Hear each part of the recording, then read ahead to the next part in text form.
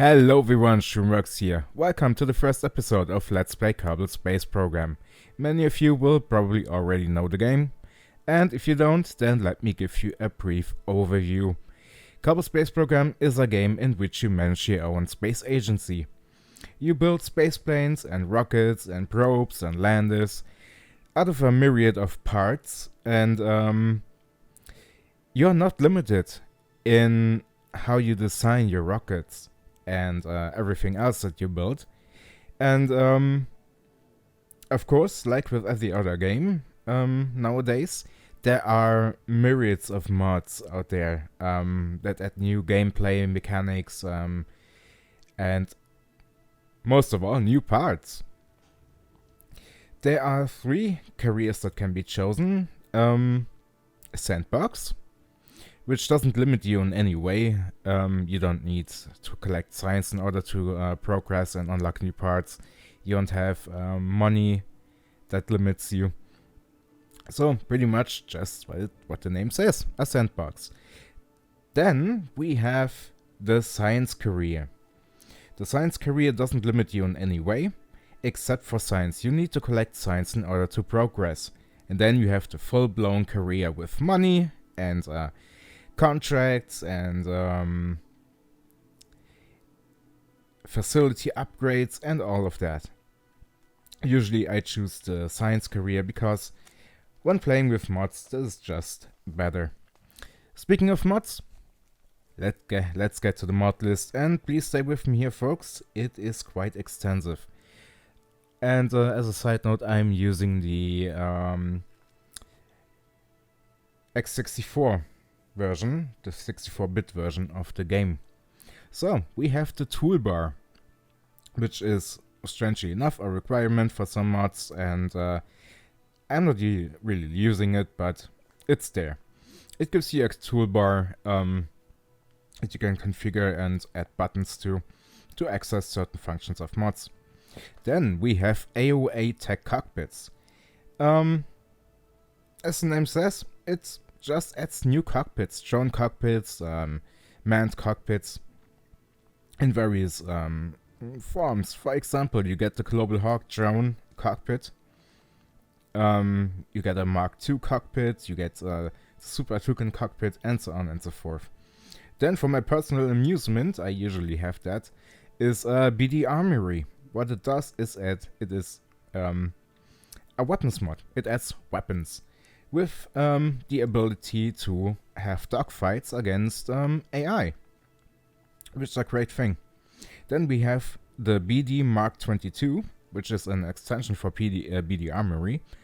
All it does is add 2 cockpits, one for the F-22 and another one that is more for space. Then we have Cacti. That gives us a space telescope. To be precise, 2 space telescopes. A low-tech one and a high-tech one. With this we can focus on planets, on asteroids, depending on the lens you have installed. And lets you gather science. Then we have Chatterer. Chatterer is simply a quality of life mod that adds chattering. In the stock game, everything is pretty much quiet. There is no communication between ground control and the spacecraft.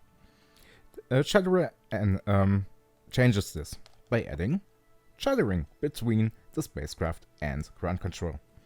Then we have Probes Plus. Simply what it does, it gives more probe parts and antenna parts, along with RTGs and solar panels. This comes especially into play with the new tech tree that I've installed. That lets you start unmanned instead of manned. It is more like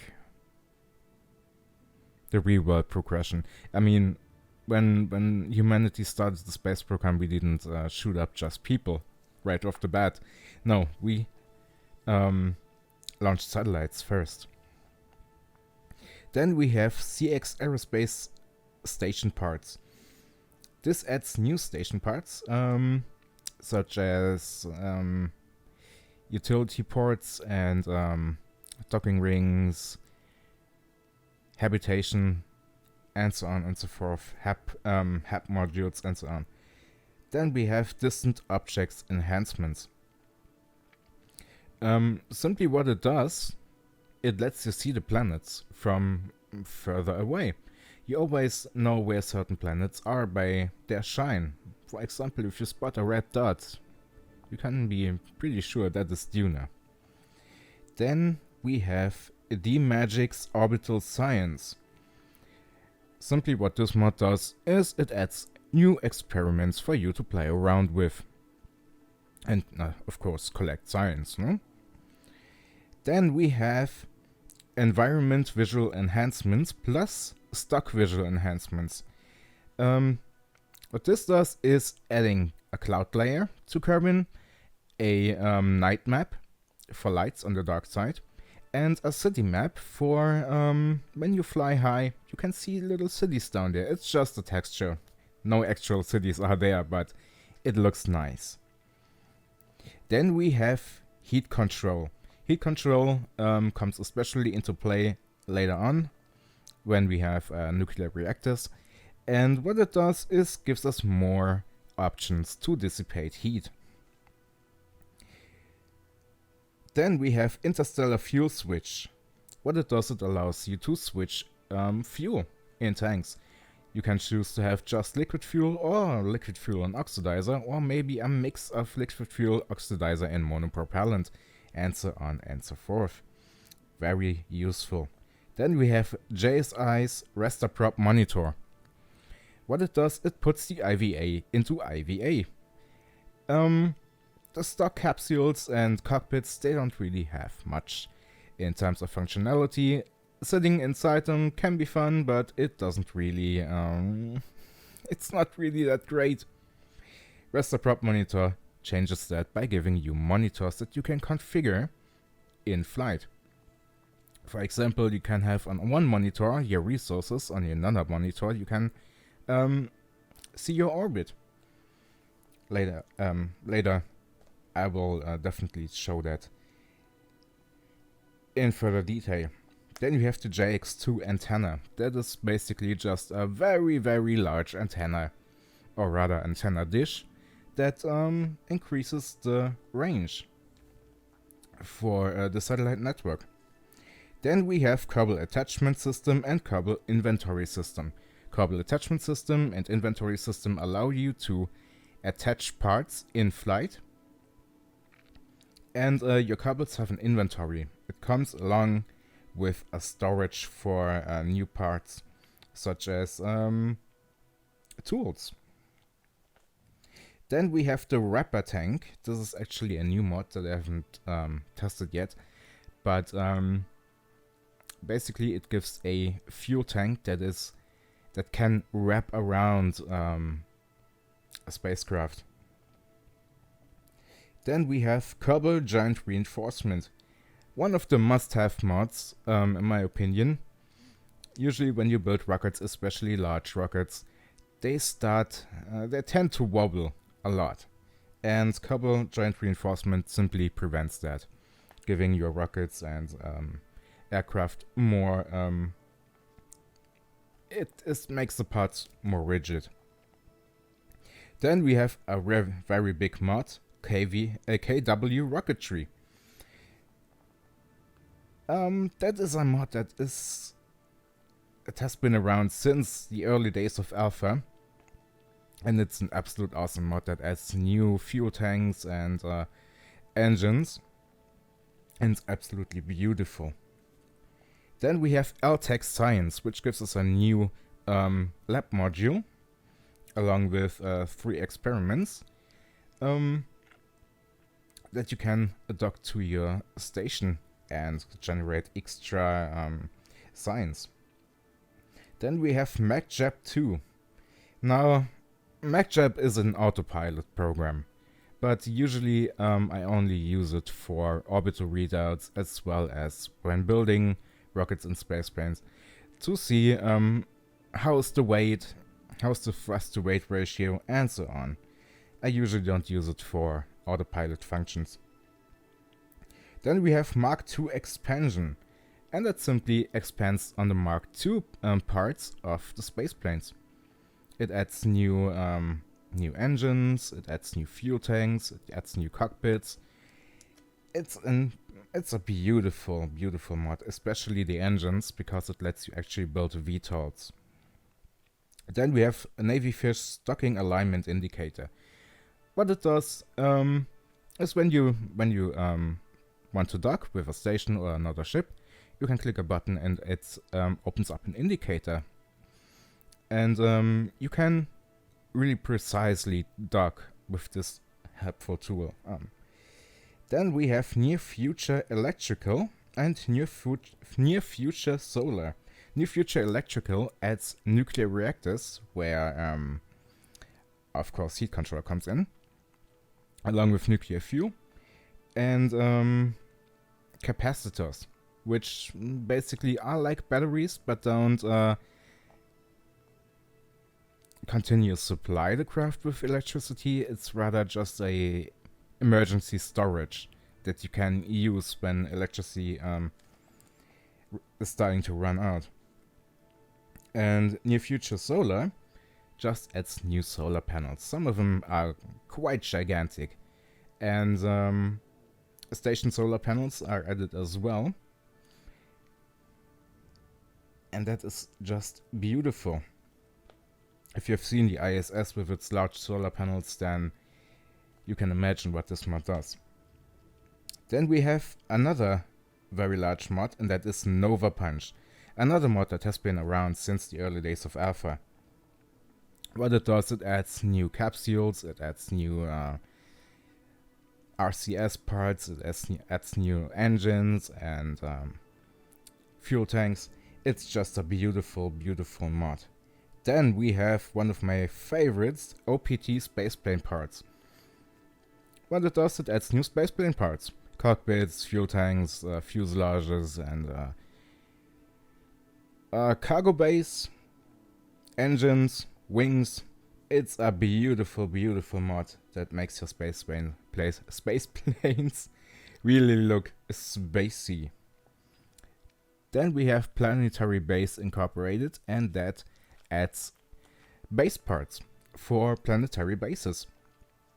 And it's an absolute beautiful mod. It's not that easy to land base parts, but once you have them down on the ground, that is something beautiful. Then we have Planet Shine. In real life, when a craft is in orbit, usually the light reflected from the planet illuminates the object that is orbiting it. And that is what Planet Shine does. It illuminates the object in orbit and makes it really dark, really, really dark on the dark side. Then we have Quiz Takes Arrow Continued, and that too adds new parts for space planes and planes in general, such as VTOL engines. A very useful mod, especially if you like to play with planes, such as I do. Then we have Re-entry Particle Effects, which is just an improvement of the re-entry effects. Then we have ScanSat, which allows us to map planets and moons. ScanSat can scan resources. It can what's it called? Low and high versions of the planetary map. It can give you a readout about the biomes. It can show you where the biomes are. It can show you where the anomalies are. It shows you a height map, a slope map, and so on and so forth. It's an awesome mod. Then we have Scatterer. Scatterer adds a subsurface scattering, or atmospheric scattering. No, not subsurface scattering, sorry. That is something completely different. Atmospheric scattering. Basically, it actually gives you a real atmosphere, or at least emulates one. And Scatterer comes along with god rays in the newest version, as well as a water shader that makes the water look actually like water. Then we have the city probe parts. Once again, this is just for probes. It gives us a few more parts, such as probe cores, with which we can build our probes. Then we have smart parts. Smart parts allows you to control your fuel flow. There are, for example, flow breakers, or fuel vents that allows you to dump fuel into space or the atmosphere or wherever you are. Usually I only use the fuel dumps, and especially only for space planes. Then we have Space Y, both the lifters and expanded. And Space Y gives us new fuel tanks, engines, SRBs, and so on and so forth. And Space Y expanded expands upon that again by adding extra large parts such as 7.5 meter and 10 meter parts. Then we have Station Science, another favorite of mine. And what it does is adding new science modules for the space station. These modules have to be manned by engineers and scientists and allow you to gather resources. Science. And gives you more research. So, then we have the Surface Experiment package. This is pretty much just like the Apollo missions, when the lunar landers landed. The astronauts would go outside and set up experiments. That is the same thing. We can set up experiments, and that is, of course, another mod for which Kerbal attachment and inventory systems are needed. Then we have Tweak Scale, and Tweak Scale allows you to rescale certain parts. Not all parts, usually mod parts don't work with it, except for some. It simply allows you to, rescale certain parts. For example, a 0.625 engine can become a 1.25 engine, meter engine. It just allows you to shrink and enlarge parts. Then we have Universal Storage, another favorite of mine, because it goes hand in hand with the Magic's Orbital Science. And what it does is basically give you storage parts that are in line with your craft and doesn't clutter the outside. Then we have Kerbal Parachutes. And this gives us ejection modules for space planes, or capsules if you so choose, and parachutes for our Kerbals. Especially useful for when you have a dogfight in BD Armory, or something goes wrong in testing a new craft, and so on and so forth. Then we have another quality of life mod that adds water sounds. And that is when you are splashed down with a capsule or landed in water with a space plane, it simply adds a water sound. Then we have the wheel sounds, another quality of life mod that just adds sounds to wheels. And then we have the waypoint manager. This is just something that is useful for career, for the full-blown career where you have waypoints. And it lets you manage your waypoints a lot better. Gonna take a sip here.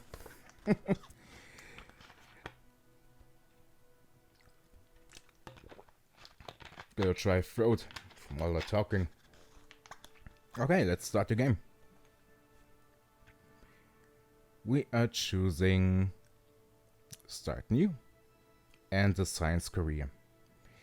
We can choose our flag. Yeah, quite a few flags in here. Most of them added by mods. So let's find one that is a nice. How about this one? KSA. Then we can change the options. We have re-entry heating 100%. I'll leave it like that. Resource abundance 100%. Science reward 100%. That is good. Missing crews respawn. Nah. When we lose them, we lose them. And rerolled, we can't just resurrect a dead astronaut, you know. Reverting flights is okay. Allow quick loading, yep, definitely. Advanced. Enable Kerbal experience, and I'm gonna level them up immediately. Part pressure limits, G-force limits, and Kerbal G-force limits. This just gives your parts a durability under, for example, it breaks parts under a certain pressure limit, or if they exceed a certain G-force limit.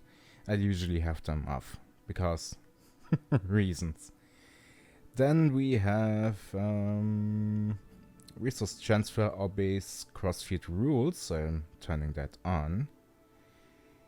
Part upgrades, yep, for mods definitely. Requires signal for control. I'm leaving that off because probes have a certain control over themselves, even if they don't have a signal. After all, they are running over an internal program. Plasma blackout. Enable comlink's weakening and going down when link goes through atmospheric plasma. I'm gonna turn that on. Range modifier, I'm leaving all that as it is. And enable ground stations. Okay. Magics mods. That is okay. Empty tech tree nodes.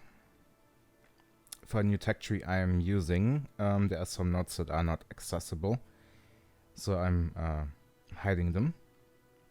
Hide unresearchable nodes, yes. Hide empty nodes, yes.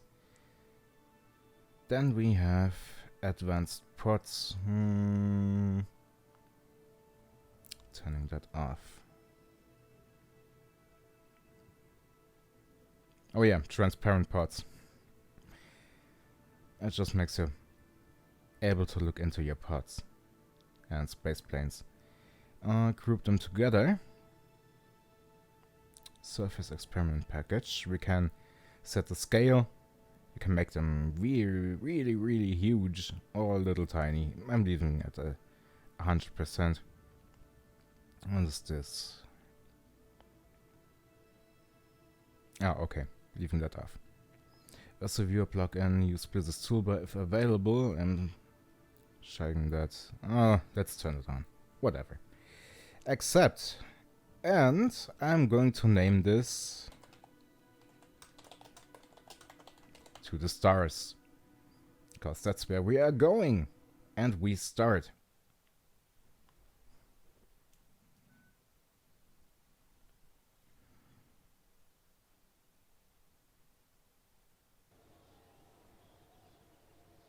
Okay, we're here at the Space Center. Here is our runway.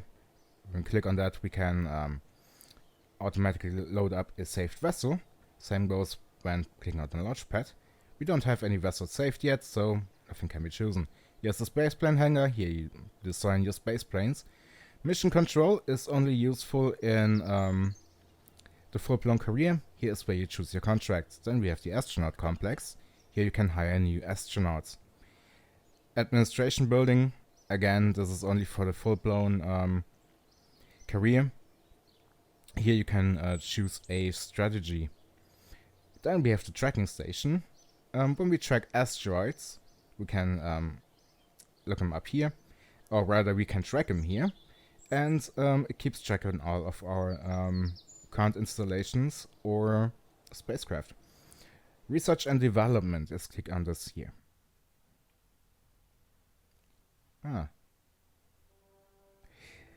This is the new tech tree. It orders everything completely different from vanilla. It gives it specific nodes, and as you can see, the nodes that are unresearchable right now are not viewable. When we click on a node, we can see how much we need. For example, we need 5 science to research this one. Or we need 1 science to research this one. And of course we're going to get a science. So let's build our first rocket.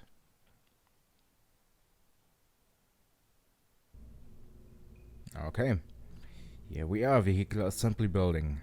I am gonna choose the unoccupied guidance system. This is our root part, our command part. And let's give it an engine. Let's use the small solid fuel booster for this. On the right side we can see it's now staged. When we press spacebar or any other key that you have assigned to it, we can stage this. It will then automatically activate. We need... where is it? Some stabilizing fins. I'm gonna choose 3 of them. A radial attachment. Then we are going to need some electricity. There we go. Then we need communication part. I'm using this antenna here. And then we need some science. We're putting 2 thermometers on this and we scale it up to 200%, making it a little bit bigger and better clickable. Utility. Okay, nothing else that we can choose from, except I could put a warhead on it. I mean, why not?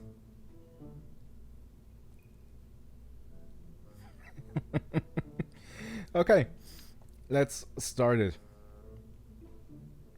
Get our first few experiments running here.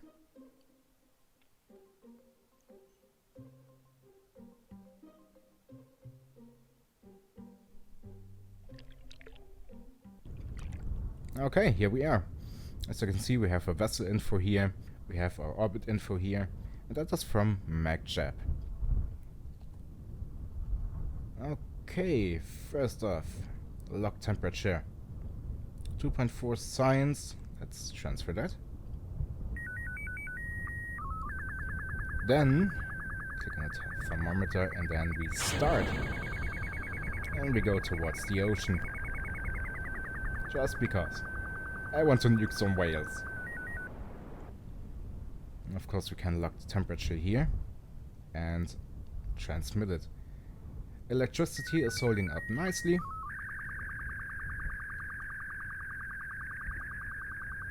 And now we just have to wait until it comes down again. We can speed that up, of course.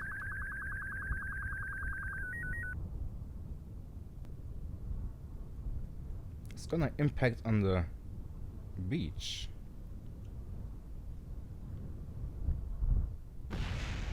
Yep, there we go.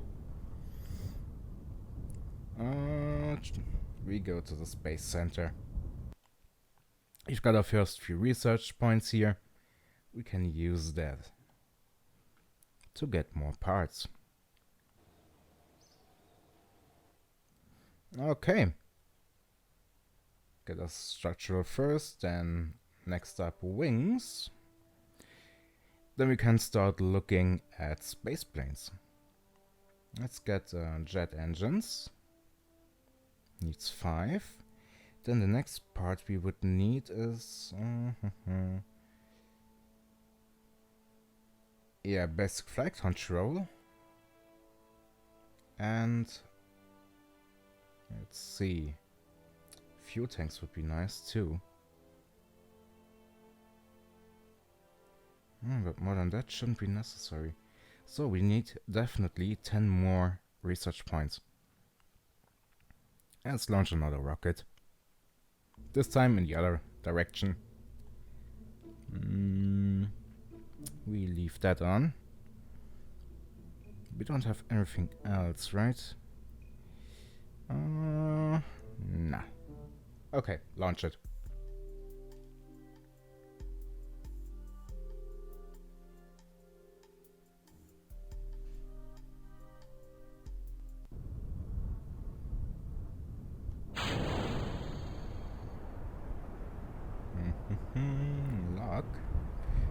Okay. Doesn't do much.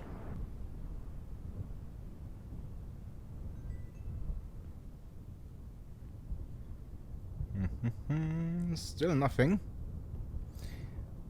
That might have been futile. At least we got some explosions here. Nah. I guess we'll have to go with a space plane. Or rather, just a normal plane. Can't go really into space yet.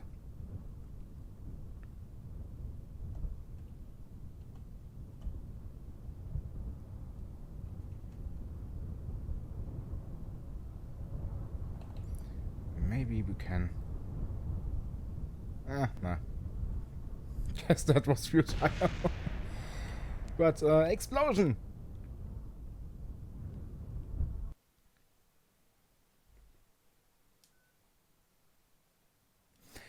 Well, looks like we're out of time, unfortunately, so the plane will have to wait until next time. So, I hope you liked it. And if you want to support the channel, then please consider to like, share, and subscribe. You can find me on Twitter, where you can follow me for channel updates, as well as other gaming-related shenanigans. And I hope I see you again next time. Until then, stay safe.